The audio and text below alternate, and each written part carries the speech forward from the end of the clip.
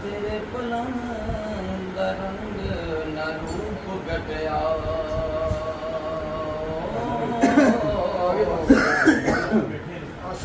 आ गए आ रहे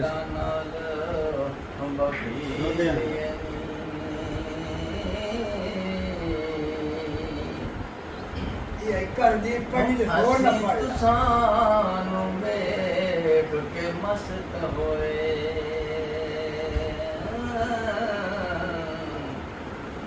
तुसी हो गए वांग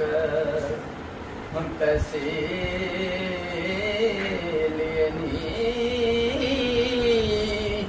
बारिश से शाबिन कार तो ज़िबा करिए हो